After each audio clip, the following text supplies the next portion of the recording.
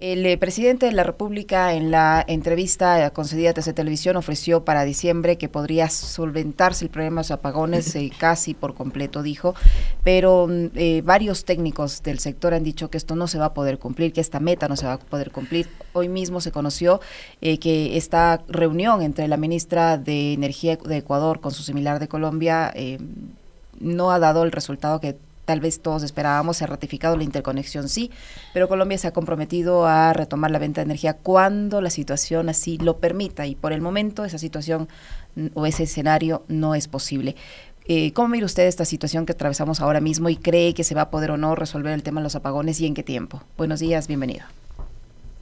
¿Cómo está? Un saludo nuevamente, ¿no? Bueno, yo creo que el Ecuador en este momento ya tiene una calculadora y sabe sumar y restar, y sabemos que necesitamos cerca de 1.200 megavatios para poder salir de este problema energético nacional que tenemos. Opciones para conseguir esos 1.200 megavatios. La más esperanzadora y milagrosa, que llueva. Las estadísticas nos dicen que en noviembre no llueve, pero como el clima es tan loco en estos momentos, quién sabe si nos dé el milagro y llueve. La otra opción es la compra que anunció el gobierno de cerca de 400 megavatios adicionales, 300 o 400 megavatios. Haría un faltante todavía de cerca de 600 a 700 megavatios más, si es que algo de lluvia viene. Es decir, pronosticar lo que pase a diciembre es muy complicado. Ni siquiera los técnicos del INAMI, los estuve escuchando hace unos momentos, pueden pronosticar si va a llover o no hace 2 semanas. Sin embargo, si todo lo que se dice que se podría dar, compra Colombia, los generadores lleguen como se lo han ofrecido en diciembre, quizás pudiésemos tener por lo menos menores horas de apagón, pero es muy difícil poder confirmarlo al 100%. En las últimas horas, ¿cómo está? Buenos días. En las últimas horas hemos tenido presencia de lluvia en la zona austral y también en el oriente. ¿Cuáles son los niveles que actualmente tienen los embalses y si estos han mejorado o no por efecto de estas lluvias? Bueno, han mejorado para lo mal que estuvimos cuando comenzamos el viernes. Estábamos ya cerca en el 2110, insisto, ya los ecuatorianos tienen esos numeritos anotados. En el 2110 para abajo, nuestro complejo Paute puede funcionar, pero ya tiene riesgos. Tiene riesgo de palizadas, de lodo, que algo que me dañe la turbina. Hoy ya nos hemos alejado en algo de ese 2110 y estamos cercanos al 2114. Pero el mínimo óptimo es el 2115. Y el máximo estamos hablando de 2.140. Es decir, estamos todavía a 1 metro y algo más de llegar al mínimo óptimo y a más de 30, casi 40 metros de llegar a lo ideal. Es decir, tenemos una mejoría, pero que por ahora no nos permite parar estos apagones. La recomendación sería, lastimosamente para el ecuatoriano, para el que tiene un negocio, mantener estos apagones por lo menos una semana más y ver cómo sigue reaccionando el clima. Llovió ayer, no sabemos hoy, no sabemos mañana, y veamos qué va a pasar. Tenemos ya prácticamente casi una semana con apagones, bueno, varios días con apagones de 14 horas, no sé si una semana todavía, pero bajo su criterio técnico, esta disposición, esta medida de 14 horas diarias de racionamiento, ¿está o no está dando resultado? ¿O deben ser de más horas?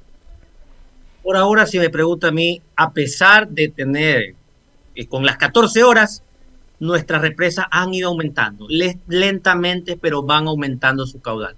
Por lo que yo recomendaría mantenerlas por lo menos una semana más para ver si el aumento llega a los 2000, a superar los 2115 y ahí tratar de analizar de bajar un par de horas. Claro está, monitoreando paralelamente el clima. Si el clima comienza a darnos algo más de lluvia, pudiésemos ir regulando en algo las horas de corte. Pero por ahora es muy pronto para cambiar esta decisión. Insisto, una decisión dura, que complica, e incluso personas cercanas creen que uno está haciendo recomendaciones para el mal. ¿Cómo van a decir 14 horas? Pero lastimosamente es lo que nos dice el panorama. Nos estamos mejorando de a poco. Sigamos un poco más con este sacrificio a ver cómo las condiciones climáticas nos ayudan a que los embalses mejoren. ¿Fue responsable la decisión del presidente de anunciar hace semana y media la reducción progresiva de los horarios de apagones basándose en las probabilidades? Más tomando en cuenta lo que usted decía hace un momento, ¿no? El INAMI puede pronosticar un estado del tiempo y ese estado del tiempo, por lo que ha pasado en estos días, demuestra que puede cambiar, es variable.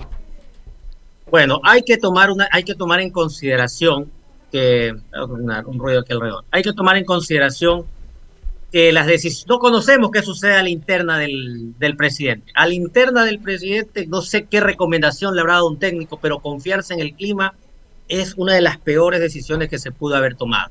No se puede confiar en pronósticos del 90% cuando en clima hay un 5 o 10% de probabilidades de que no suceda. Con el clima, ese 5% es altísimo. Es decir, no hubo una correcta asesoría para tomar esa decisión. Fue un error haber disminuido la hora y creo que se dieron cuenta y por eso ahora estamos en la situación que estamos. Uh-huh. Actualmente el déficit, ingeniero Jaramillo, ¿de cuántos megavatios es? Se hablan de 1.000 y de 1.200 para este año. ¿Qué va a pasar en el año 2025? ¿Qué va a pasar en el 2026? ¿Cuánto va a ir creciendo ese déficit cada año si no se toman ahora mismo las medidas necesarias para evitar que el próximo año estemos en las mismas condiciones que hoy? Bueno, Ecuador comenzó este estiaje con cerca de 1.000 megavatios, ya otros hablan de 1.200. Ecuador tiene un aumento de demanda de cerca de 300 megavatios al año. Es decir, para el 2025-2026 ya estaremos hablando de un déficit de 1.500 a 2.000 megavatios. La situación es complicada.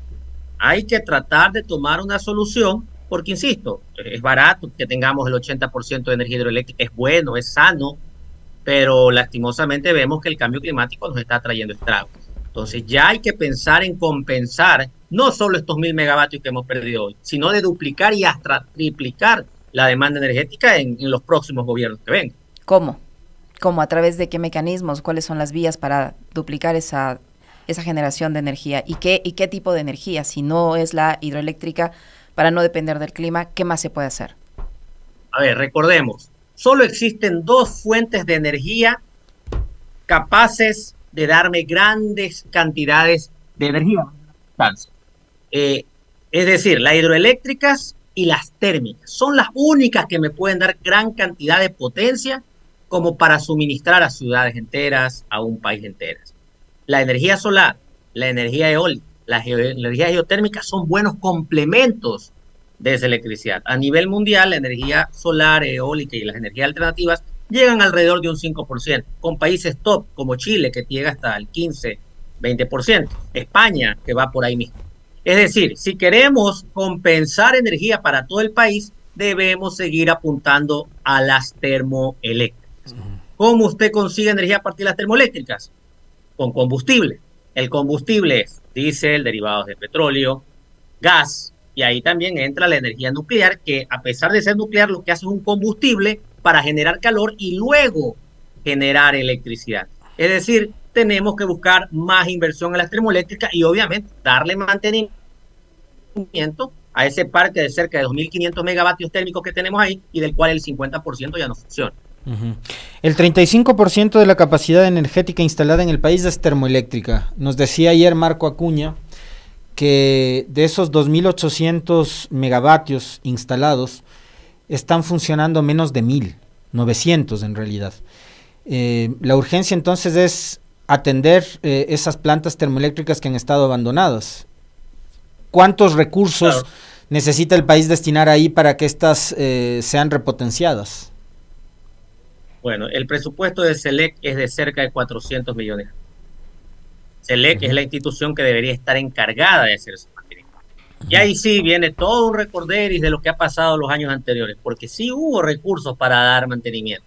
Y vaya a ver lo que ha pasado en SELEC. Entonces, a cualquier gobierno que venga, presidente Noboa en estos momentos debería actuar, o si se reelige, o el gobierno que venga, hay que sanear SELEC. En SELEC hay excelentes técnicos, de primera, de los mejores, pero hay un cúmulo de profesionales que por acción u omisión otorgaron contratos a empresas aparentemente fantasmas, algunas declaradas incumplidas, otras que están incluso ya, tengo entendido, que están dentro del caso, el gran encuentro, que el gran padrino, el encuentro, como se llama en ese tema, investigados esos contratistas, pero los funcionarios, bien, gracias. O sea, hay funcionarios que deben ser investigados, la Contraloría debería ingresar porque no se le ha hecho un correcto mantenimiento al parque térmico cuando ha habido los presupuestos y los han asignado mal. Necesitamos cerca de 500 millones de dólares para poder revivir nuestro parque térmico de ser de más de 1.200 a 1.500 megavatios que tenemos ahí listo, pero con falta de mantenimiento está totalmente olvidado. Y necesitaríamos, según el nuevo Plan Maestro de Electricidad, que ya fue actualizado al 2023, con miras al 2030, necesitamos cerca de 10.000 millones de dólares. Y es ahí donde ya viene la discusión, pues no, si el Estado no quiere invertir, no tiene cómo invertir, intentemos buscar la puerta a un sistema mixto que no sea privatizar. Ojo que el término privatizar sería entregar todas nuestras hidroeléctricas a un privado. No, pero que se sume un sector privado correctamente regulado que también se centre en invertir en nuevas centrales térmicas, nueva energía renovable, solar, eólica, geotérmica. Y esa es la solución. Pero la ley No Más Apagones 1 y la ley No Más Apagones 2, aprobada el fin de semana en la Asamblea Nacional, no viabilizan esa posibilidad. La ley No Más Apagones, la primera reforma energética del presidente Novoa, no supuestamente generaba ese escenario para la inversión privada, y hemos pasado 11 meses y no hay un centavo invertido en ese sentido. Y ahora tenemos una nueva reforma. ¿Usted cree que con esta segunda reforma se va a facilitar esa inversión? Bueno, en realidad la primera ley tenía muchos peros, no sé, ahí hubo una mala asesoría pensar que la primera ley era lo que necesitábamos. Esta segunda ley tiene un plus adicional, primero que amplía el techo, pero ampliar el techo no es suficiente, así lo hubieran puesto a 1.000, 2.000 o 1.000.000 de megavatios, había que asegurar también los fideicomisos de pago, y esta ley crea los reglamentos necesarios para que haya un fideicomiso de pago. Todos sabemos el Estado de por sí no es muy buen pagador, que digamos. No, pregúntele a un montón de proveedores que están incluso haciendo huelgas, paros, porque no les pagan. Entonces, recordemos que el gran comprador de electricidad en el Ecuador, y el único, es el Estado. Aquí no podemos hacer lo que hacen las telefónicas, de ponerme mis equipos de Internet y venderle a los usuarios, los operadores de Internet. Aquí, Ecuador, el único comprador de energía eléctrica es el Estado. Y lo único que puedo yo es autogenerarme, eso sí. Yo como empresario puedo crearme mi propia central solar, eólica, y yo mismo me autocompro. Eso sí es permitido hasta cierto límite que ahora está aumentado. Pero vender a una población, a una comunidad, no se puede directamente, tiene que hacerlo por medio del Estado. Y ahí venía el problema.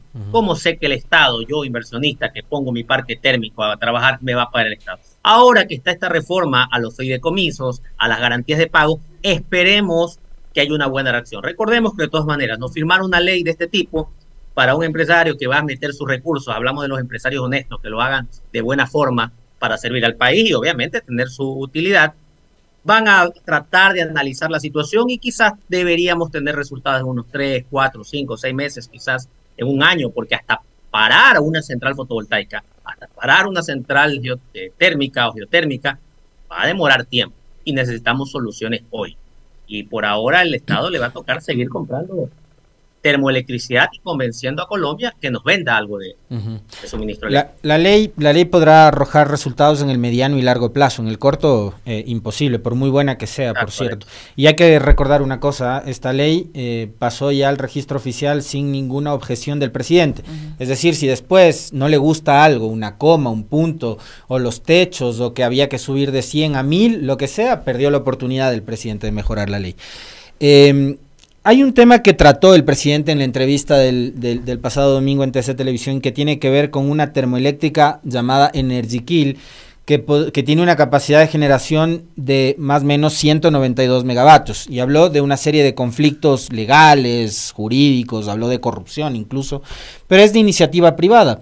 Entonces, ¿qué es lo que pasa o qué es lo que se sabe de esta termoeléctrica Energiquil, que es iniciativa privada y que no ha podido incorporarse al sistema energético?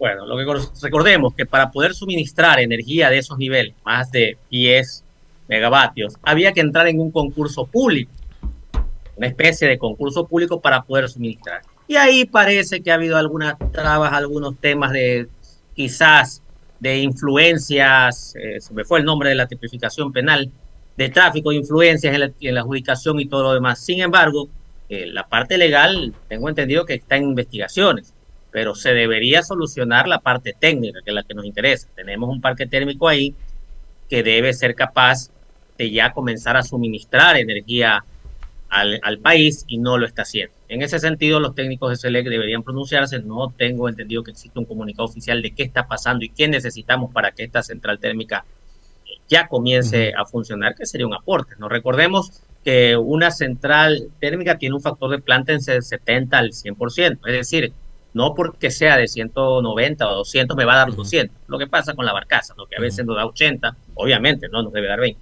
Entonces, es un suministro que está ahí, que esperemos que judicialmente se resuelva, pero que los técnicos deberían impulsar que ya comience a entregar energía al país. Esa es una inversión de más o menos, entiendo, 200 millones de dólares, todos fondos privados. Exacto, eso es lo que se manifiesta en Energy Kill, una central privada que está a punto de... Y también los está deteniendo también un tema de la prelación de pago. Recordemos que la energía térmica es más cara. Entonces al Estado, que nos cobra en promedio a los industriales, comerciales 10 centavos, se les va a complicar un poco pagarle a Energy Kill 17 o 20 centavos que cueste su energía. Entonces o eso podría obligarles a revisar la tarifa y el que el consumidor pague un poco más. Lastimosamente, y son malas noticias quizás para el bolsillo de muchos ecuatorianos, pero hay que decirlo. O sea, la energía más cara es la que no se tiene. Y estos 10 centavos que pagan los industriales y cierto sector comercial debería ser revisado. Recordemos que Colombia paga 20, Perú alrededor de los 17 centavos, y nosotros pagamos 10 centavos porque el cálculo se hizo a partir de hidroeléctricas. Pero nos estamos dando cuenta que necesitábamos crear parque térmico. Por eso, sin privatización. Así lo haga el Estado 100%. Así lo haga quien lo haga, la tarifa lastimosamente debe ser revisada. Sin tocar al sector residencial popular, los cuales deberían mantener el subsidio.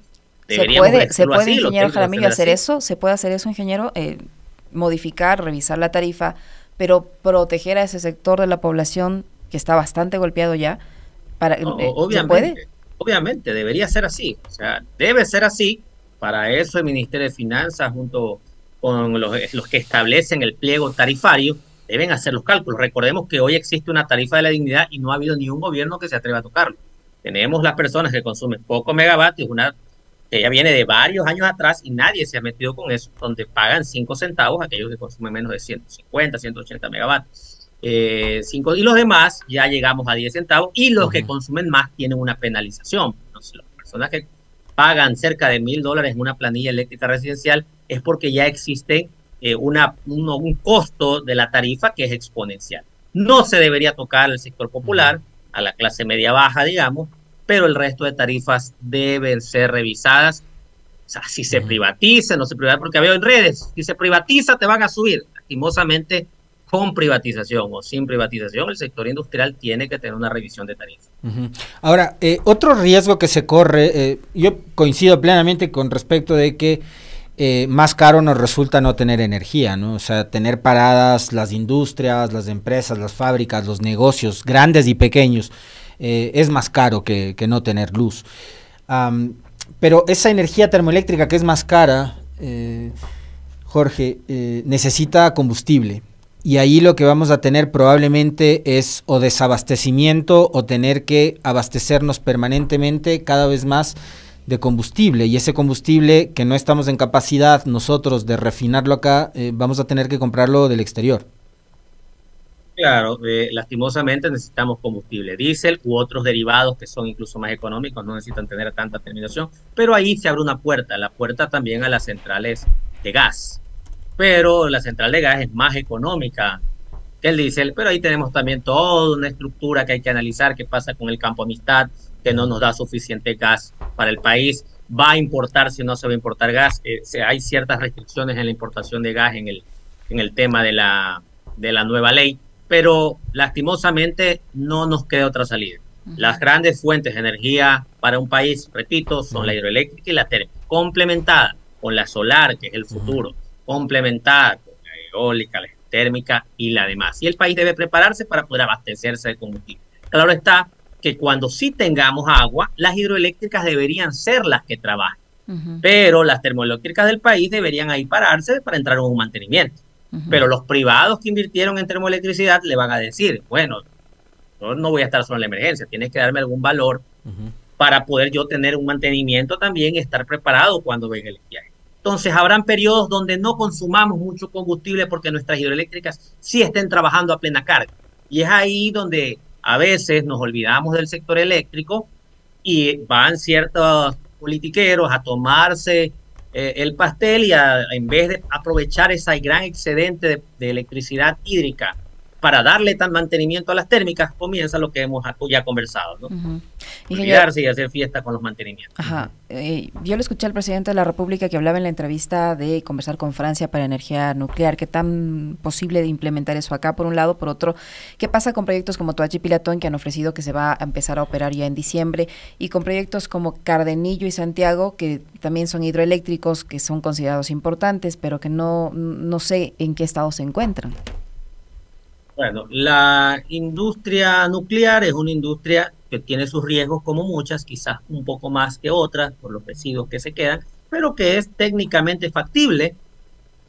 O sea, hay que sacar los costos económicos porque nosotros no tenemos uranio aquí o tenemos pocas reservas, no están explotados, porque ese es el metal que necesitamos. ¿Qué es lo que hace la energía nuclear? Es una termoeléctrica, entre comillas. En vez de calentar con diésel la combustión para poder que se muevan las turbinas, lo voy a calentar por medio de fisión nuclear. Es más limpia que el diésel. El diésel se me va luego de contaminar, luego de hacer el proceso, se me va a la atmósfera. En cambio, la nuclear la puedo guardar en residuos de agua. Esa agua debe ser tratada, no puede ir, luego tiene que ser encapsulada. Es decir, técnicamente es factible. Hay que buscar el tema económico porque habría que importar uranio, habría que importar enriquecimiento de eso y tener la seguridad del caso. En Latinoamérica tenemos centrales nucleares, Brasil, Argentina tienen, dan gran potencia. No sería descabellado pensar en eso, pero eso debería estar todavía en estudio. No es un plan para corto plazo. Quien sí es a corto plazo es que ya nos entreguen Toachi Pilatón. Usted recordará, Toachi Pilatón es una central que ha pasado por años, por varios gobiernos, y si este gobierno logra por fin recuperarla, que ya nos anuncian que en febrero entraría al 100% y en diciembre ya entraría por lo menos una o dos turbinas a darnos 140 megavatios, porque en ese sector, cerca de Pichincha, Santo Domingo, sí hay cantidad de agua en estos momentos, sería un gran avance. Y tenemos ahí otras centrales que tienen que irse recuperando con un par de días. Hay algunos temas que han ido surgiendo en medio de esta crisis que no han sido abordados y que a mí sí me llama poderosamente la atención, que desde la comunicación oficial y gubernamental, y yo creo que en este caso también tienen parte de responsabilidad los gobiernos locales, que no les he visto tampoco muy comprometidos con eso, ¿no? Porque creo que no es solo una crisis energética, sino que es la confluencia de muchas otras crisis y que van a generar más y más crisis. Por un lado tenemos la falta de agua para las hidroeléctricas, pero también, y hemos visto, por lo que han dicho los alcaldes de Cuenca, el alcalde de Quito, falta de agua para el suministro del día a día, para el uso cotidiano, doméstico del agua. ¿Qué pasa sobre el buen uso de los recursos naturales como el agua, Jorge? No he visto una campaña informativa, comunicacional, invitando a la gente a ser cada vez más medidos y más cautos con el uso del agua, por un lado, y también, por supuesto, con el uso de la energía. Otra cosa de las que me ha chocado en estos días, yo que tengo cero espíritu navideño, es ver ya desde inicios de octubre casas con luces navideñas. Estamos entrando a la etapa esta del año en donde hay mucha gente que tiene ese espíritu muy festivo, muy navideño, lo cual está perfectamente bien, pero que repletan de luces las casas, ¿no? Y eso genera un consumo, en este caso, innecesario y excesivo. Por un lado, el tema de la falta de comunicación y ser más empáticos para usar los términos y conceptos que frecuenta usar el presidente con respecto del uso de los recursos naturales como el agua. Y lo otro es el tema de la contaminación, ¿no? Porque el uso de motores y de generadores a combustible está generando contaminación por el ruido y también por el uso de los combustibles fósiles. Entonces, ¿cómo se debe abordar estos temas y qué nivel de atención, de interés deberían tener no solo el gobierno central, sino también los otros niveles de gobierno con respecto de lo que provocan estos efectos a partir de la crisis de los apagones? Bueno, usted lo menciona, lo que está pasando en el país, gran parte de Latinoamérica, sino que nosotros lo sentimos más por la alta dependencia de hidroelectricidad, es que no hay agua. Y el agua en hidroelectricidad es de lo más limpio que hay. Usted la usa y la regresa al cauce del río. Pero ya no vemos solo una emergencia ahí. Ya vemos al alcalde de Cuenca y vi una publicación del alcalde Pavel Muñoz de Quito de que comencemos a cuidar el agua. Y ahí viene una concientización de entender que esto está pasando, el agua, el recurso energético ya no es tarea solo de un gobierno, es tarea de todos, donde el gobierno debe colaborar. Si hablamos de control de agua, campañas publicitarias. Si hablamos de control energético, ya es hora de que se comience a buscar eficiencia en los electrodomésticos. Ya vi que se está discutiendo de eso. Un aire acondicionado para la costa, inverter, le vale el doble y hasta el triple que un ecológico. Entonces, ecológico entre comillas, porque en realidad no tienen alta eficiencia. Y la gente, ¿qué va a hacer? Comprar el más económico. Entonces, ya hay que pensar en eliminar barreras y se iba quizás a los equipos de alta eficiencia para que nos sumemos también al campo del ahorro. Energéticamente ya los hogares tienen que ir discutiendo con la presencia de paneles solares para que podamos suministrar energía. Panel solar necesita su inversión, pero en cualquier escenario que usted investigue de sus costos de energía eléctrica en condiciones normales, hoy con estos apagones los paneles entran en otra connotación porque usted necesita baterías y las baterías me encarecen. Pero en condiciones normales, un panel solar en coordinación con la red le demuestra una rentabilidad de que usted recupera cualquier inversión en 5 a 7 años. ¿Y qué hacemos con un panel solar? Quizás una familia no hace mucho, pero si tenemos cientos de miles de casas con paneles solares, tranquilamente podemos suministrar al país cerca de cantidades de 50 a 100 megavatios. Es interesante este tema. Para autoconsumo. Pensemos en una familia promedio, Jorge, una familia de 4 o 5 integrantes, que necesita además lo básico, ¿no? ¿Una inversión de cuánto estamos hablando debería ser una familia para poder tener paneles solares y contar con ese tipo de energía en casa? A ver, recordemos, hay que separar dos escenarios. El escenario en condiciones normales, sin apagones. Ahí, mi condición ideal es poner paneles solares que trabajen en conjunto con la red. Cuando hay sol, tomo mi energía del sol y no necesito la de la red eléctrica. Se va el sol, viene la energía de la red eléctrica. En ese escenario, una familia que paga cerca de $60, 50, $60 al mes, puede hacer una inversión de $4,000 a $6,000 en paneles solares y bajar su tarifa eléctrica en $40 menos. Si usted saca cálculos 40-50, en un año son $600, en 5 años usted ya tiene 6 por 5, 3,000 y en 6, 7 años usted ya tiene los $4,000 que invirtió. De ahí en adelante, un panel solar tiene una vida útil de 25 años y ya es un ahorro. Entonces, parecieran altos, $5,000, pero si sacamos los números, en 6 a 7 años se puede recuperar. Ojo, ese es un escenario de no apagones. En un escenario con apagones, ya la familia no puede depender de estar en línea solo con sus paneles y la red eléctrica, porque en la noche no tengo sol, no tengo electricidad por los apagones, se me complicó la vida. ¿Qué tengo que hacer? Sumarle baterías.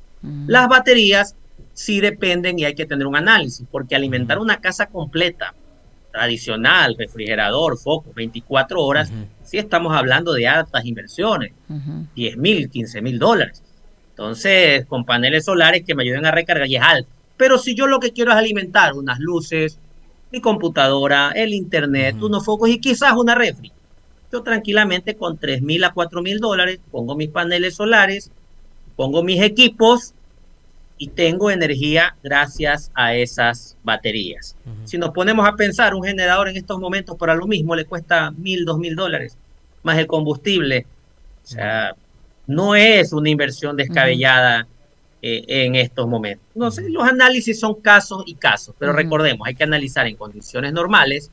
Panel solar solito se recupera en 4 a 7 años, pero hoy con apagones hay que sumarle baterías que me encarecen y ahí tengo que limitarme, ¿no? Porque si quiero alimentar toda mi casa y el bolsillo me da con gusto, pero ya hablamos de inversiones bastante altas. O sea que esta idea de facilitar la adquisición de generadores en el largo plazo no es tan buena por la contaminación y por todo esto que usted señala.